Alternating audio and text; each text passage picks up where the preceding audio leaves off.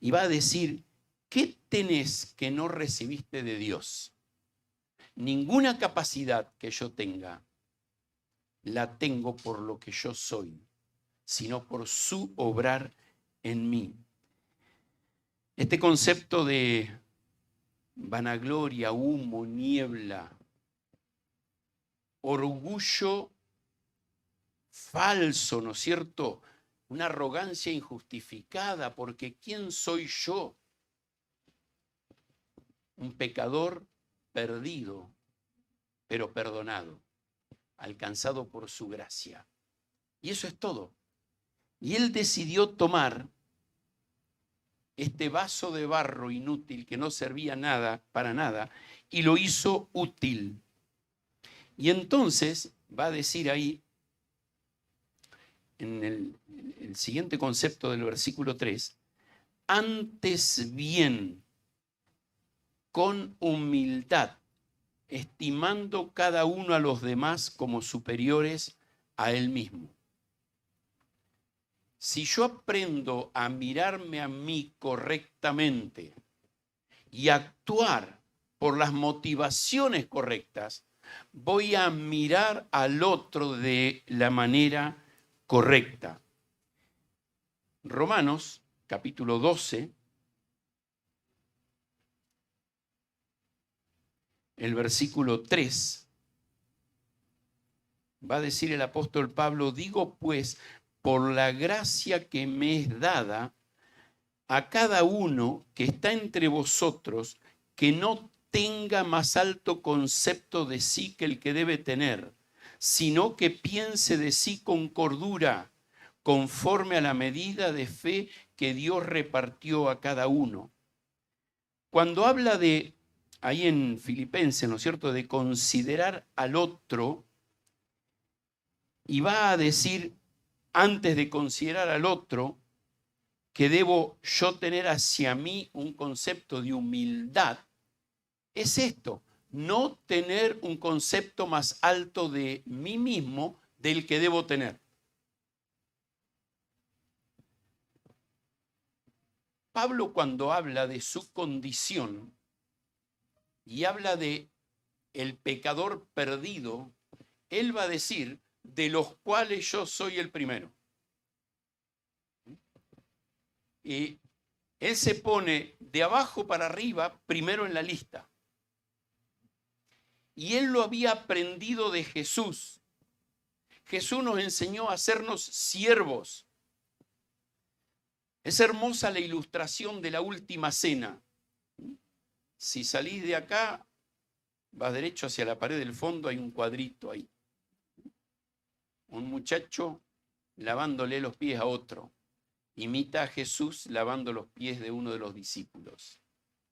Era la tarea del siervo. ¿Y cuál era el concepto de los discípulos?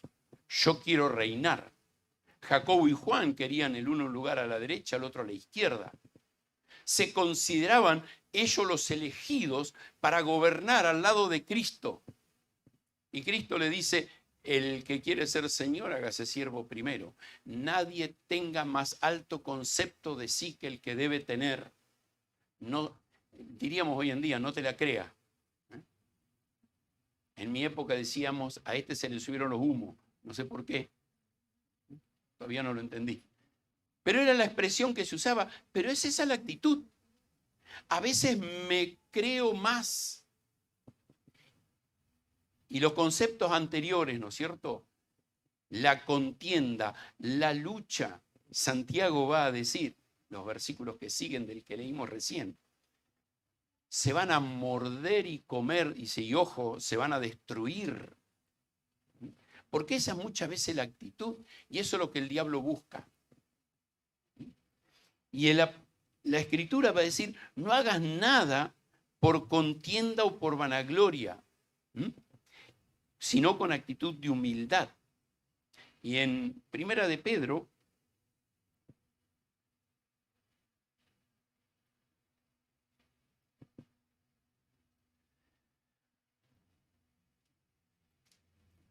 capítulo 5, versículo 5, le habla a los jóvenes, pero Si tenés menos de 100 años, ponete en la lista de jóvenes por hoy.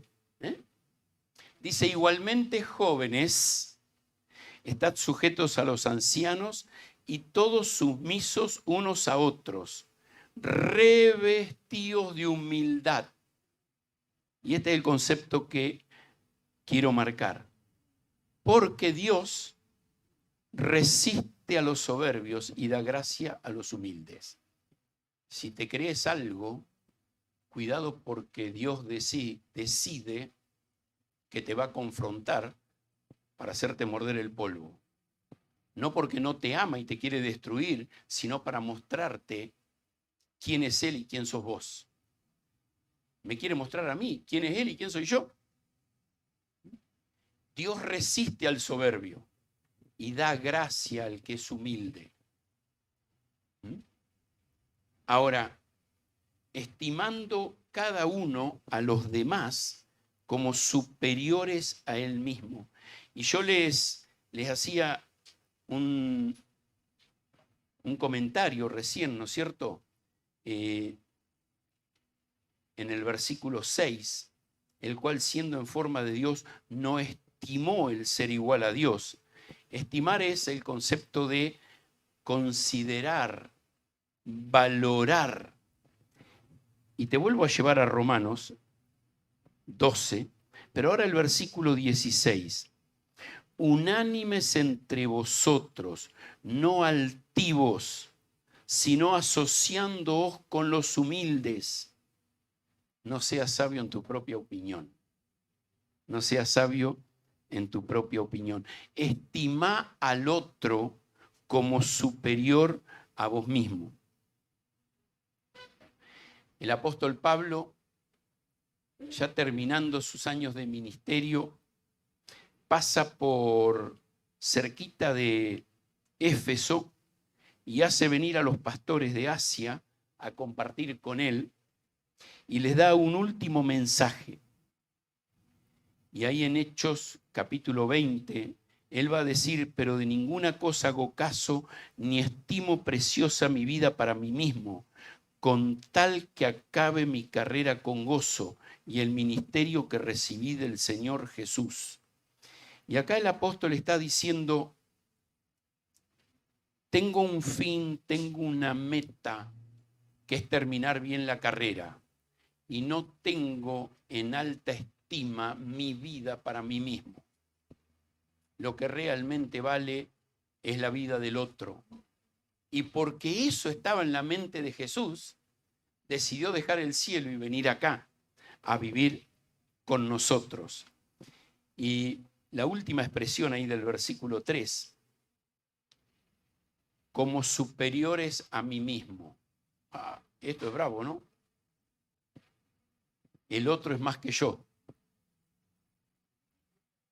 Y capaz que lo sea. ¿No? ¿Saben? Yo fui comprado con la sangre preciosa de Cristo y fui adoptado hijo de Dios. Y cada uno de ustedes que han recibido a Cristo como su Salvador fueron comprados con la sangre preciosa de Cristo y hechos hijos de Dios. Más que quién soy yo. Dentro del cuerpo tengo una función distinta. Creo que nadie lo puede negar. Dentro del cuerpo, cada uno de nosotros tenemos una función distinta. Nadie lo puede negar.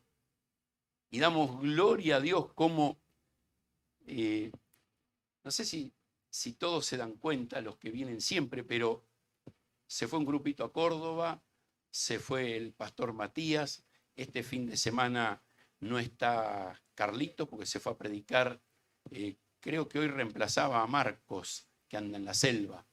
En la Unión, claro, hoy reemplazaba a Josu, la semana que viene lo va a reemplazar a Marcos.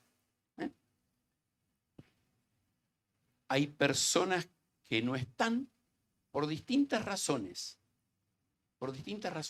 pero el cuerpo se va acomodando y se van cumpliendo las funciones para que la iglesia como cuerpo local siga funcionando. Y sigamos sosteniendo y proyectándonos en lo que Dios tiene. ¿Y saben por qué es eso? Porque frente a los ojos de Dios, nadie es más que otro. Somos un cuerpo que funcionamos con diferentes tareas. Entonces yo tengo que mirar a mi hermano, quien quiera que sea, como un pecador perdonado, hijo de Dios, y que es miembro de este cuerpo del cual yo también soy miembro. Y este es el concepto de considerar, estimar al otro, darle el lugar que el Señor quiere que le dé. Ahora, el segundo versículo ya no es nada hagáis por contienda, sino que va a decir no mires. No está hablando lo que haces hacia el otro, sino cómo actúas vos. Y dice, no mirando cada uno por lo suyo propio, sino cada cual también por lo de los otros. Y el concepto de mirar es poner demasiado cuidado, poner demasiada atención. ¿Y sabe qué está diciendo? No pongas demasiada atención por lo tuyo. No veles demasiado por lo tuyo. Esto no habla de falta de responsabilidad, no te hace irresponsable, sino que habla de nuestra vida, lo que el Señor espera de nosotros. Sino velar y cuidar, va a decir, también por lo de los otros. Hechos, capítulo 4, 32. Tenemos allí un modelo, o sea, una pequeña muestra del funcionamiento de la primera iglesia. Y mirá el concepto lindo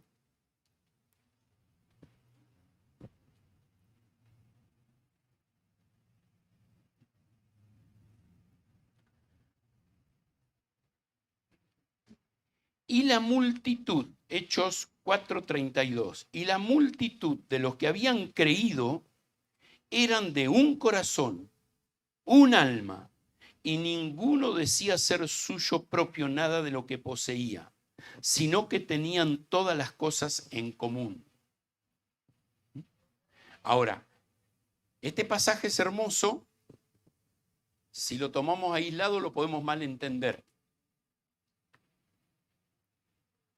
El capítulo que sigue, que es continuación, tenemos la historia de dos personas, Ananías y Zafira.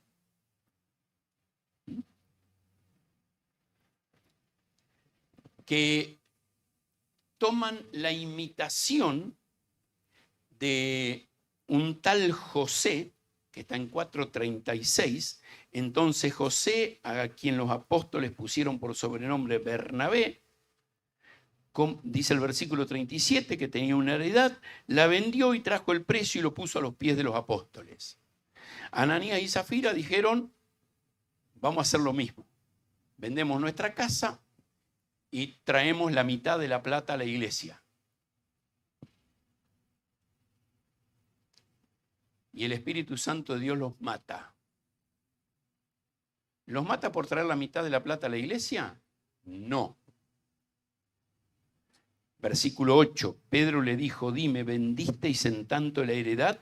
Y ella dijo, sí, en tanto. Y Pedro le dijo, ¿por qué convinisteis en tentar al Espíritu de Dios? He aquí, a la puerta los pies que han sepultado a tu marido y te sacarán a ti. Y ella al instante cayó muerta. Ahora, el concepto que el apóstol está marcando acá es, la iglesia tiene todo en común pensando en cuidarnos unos a otros. Que podamos, como dice el versículo 32, ninguno decía ser suyo nada de lo que poseía. Lo pongo a disposición de Dios, a la administración del cuerpo, pero sigo siendo el administrador, según el capítulo 5. Yo decido cómo lo administro para Dios, pero no con el egoísmo de que lo administro para mí, sino que lo administro para la gloria de Dios. Lo que no puedo hacer es decirle, le doy todo a Dios y después le doy migajas, que es lo que intentaron hacer estos dos, Ananías y Zafira. Mentirle al Espíritu Santo de Dios, eso fue por lo que fueron destruidos, no por administrar. Ellos tenían la responsabilidad de administrar. ¿Y cuál es el énfasis del versículo 4? No enfocarme en mí. ¿Se acuerdan cuál es el tema del capítulo 13 de 1 Corintios? Tiene varios temas, pero cuando uno dice 1 Corintios 13, ¿qué se te viene a la mente? El amor, ¿cierto? Eso es lo primero que se te viene a la mente. ¿Sabes? El amor no es egoísta. El amor no dice ser suyo propio nada cuando realmente amamos. Estamos puestos para bendecir el cuerpo de Cristo. Ahora, enseguida usa una frase, sino cada cual también. Deja de mirar en vos mismo, eso es lo que hace el amor, te enfocás en el otro y va a decir cada cual también por lo de los otros. ¿Y cuál es la medida? El Señor Jesucristo, en su enseñanza, repitió en varias ocasiones los mandamientos. En Mateo capítulo 22, 29 es una de esas veces. ¿Y cómo dice el mandamiento? Amarás a tu prójimo como a ti mismo. Cuando acá hace énfasis en ese concepto, el apóstol Pablo está recordando el mandamiento del Señor.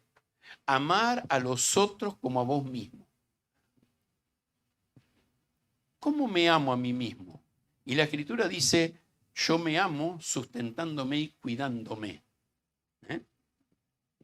¿Hace calor? ¿Sí? ¿Trabajaste con calor? ¿Anduviste con calor estos días?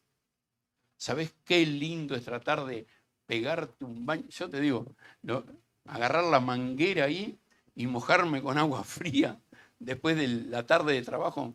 No trabajo mucho en la construcción, pero esta semana me tocó en la zanja con los muchachos ahí. Qué hermoso, qué fresco que es. Me quiero, me cuido. Ando con mi botella de agua. Me quiero, me cuido. No soy un desesperado por la comida, pero me gusta que todos los días tenga algo. Me quiero, me cuido. Trato de tener un lugar donde dormir. Me quiero, me cuido. Y la Escritura dice, así como te querés y te cuidás a vos, mirá por el otro, pensá en el otro. No podemos ser indiferentes. Dice la Escritura, mirando cada uno por lo de los otros. Casi siempre somos propensos a buscar qué es lo que el otro me debe a mí, en vez de pensar qué es lo que yo puedo hacer por el otro. ¿Tenés una lista de necesidades? Yo la tengo, si querés te la paso. ¿Tenés una lista de necesidades? Está bien, hacela. Orá a Dios por tus necesidades.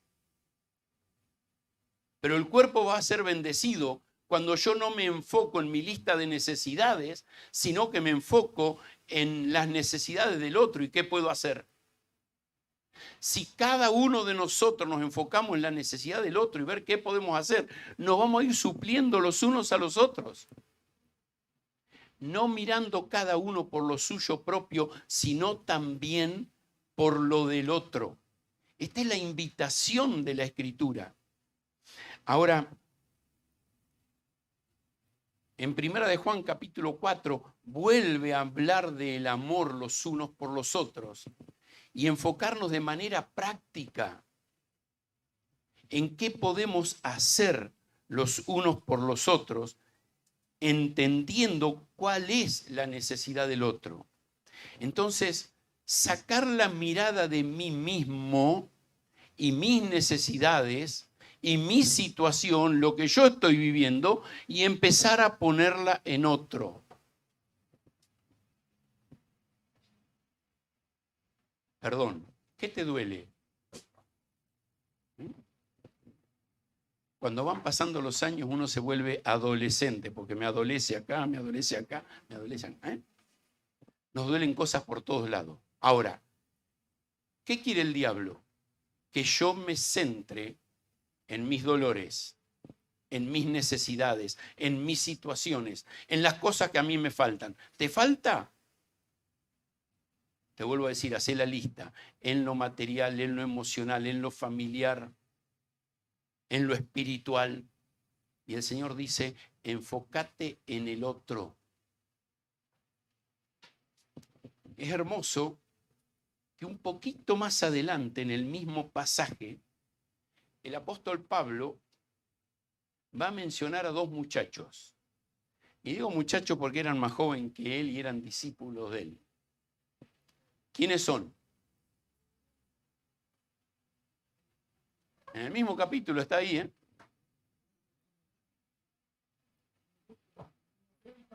Timoteo y Epafrodito. Está de título ahí.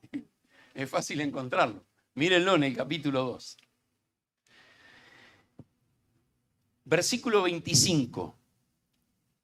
Mas tuve por necesario enviaros a Epafrodito, mi hermano y colaborador y compañero de milicia, vuestro mensajero y ministrador de mis necesidades.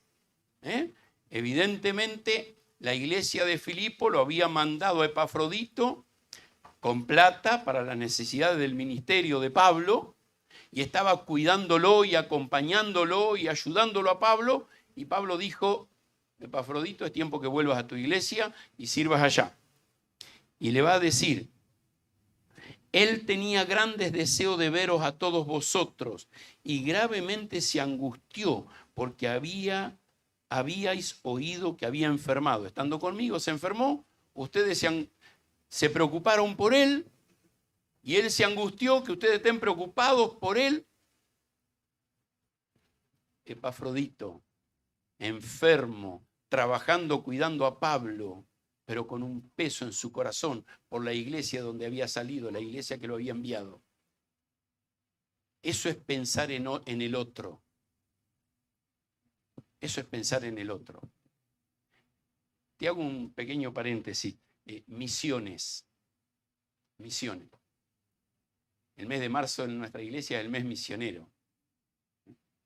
Pero todo el año tenemos que pensar en misiones.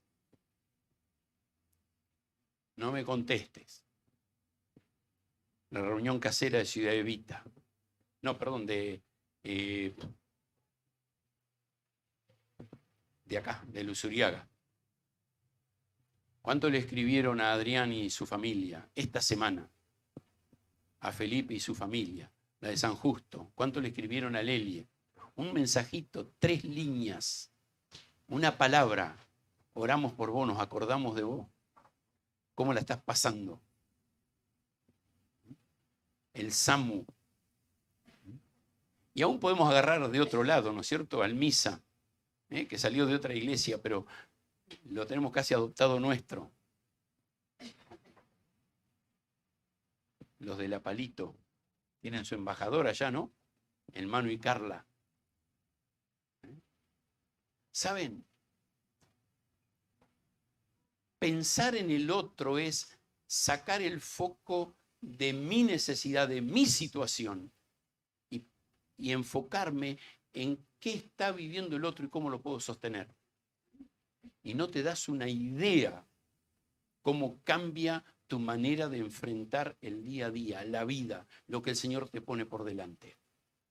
Y este era Epafrodito. Estaba sirviendo con Pablo, en el ministerio de Pablo, el más grande de los apóstoles, pero estaba preocupado por la iglesia que lo había enviado.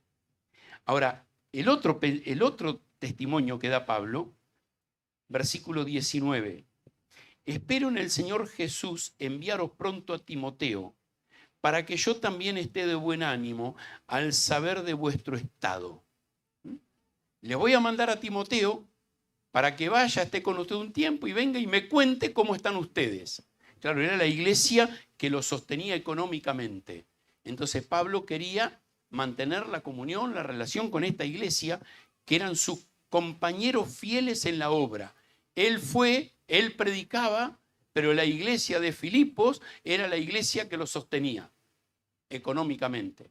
Cuando le escribe a la iglesia en Corinto, en 2 Corintios capítulo 8, dice que esta iglesia de Filipos, en grande prueba de necesidad y en profunda pobreza, lo sostenía. No era una iglesia pudiente, era una iglesia pobre que hacía sacrificio para que Pablo pueda ir y hacer la obra. Pero mira el versículo 20. Pues a ninguno tengo del mismo ánimo, que tan sinceramente se interese por vosotros. Mirá la actitud de Timoteo por la iglesia en Filipo. Interés genuino, sincero, porque todos buscan lo suyo propio, no lo que es de Cristo. Se ve que era un mal común de toda la historia de la humanidad. Pensar en mí y cómo puedo estar seguro yo y tener yo todo lo que necesito. Pero ya conocéis los méritos de él, de Timoteo, que como hijo a padre ha servido conmigo en el Evangelio. Timoteo fue un hombre que decidió sacar la mirada de su persona y sus necesidades y ponerla en otro. Y presta atención que Pablo va a mencionar dos enfoques. El interés de Timoteo por la iglesia de Filipo y el interés de Timoteo por el misionero que anda por el mundo llevando el Evangelio, que era Pablo. Este era el sentir de Timoteo, un hombre que pone la iglesia, la obra de Dios, los que sirven a Dios, por delante, antes que a sí mismo, que su propia vida. No mirando cada uno por lo suyo propio, sino cada cual también por lo de los otros. Y estos dos hombres, Epafrodito y Timoteo, nos muestran un ejemplo de cómo se debe hacer, cómo se debe vivir. Y esta es la iglesia que el Señor busca. No en aquel tiempo, hoy. Oramos. Gracias te damos, querido Padre, por este tiempo que podemos compartir. Gracias por tu palabra, que una vez más nos enseña, nos anima, nos exhorta. Señor, ayúdanos a que podamos con fidelidad servirte a ti, no por contienda, por vanagloria, sino, Señor, con un ánimo de servir al cuerpo para tu gloria y tu honra. Señor, no buscando satisfacer nuestros propios intereses, sino los tuyos, los eternos, los del reino. Y que de esta manera podamos traer gloria a tu nombre. En el nombre de tu Hijo Cristo oramos. Amén.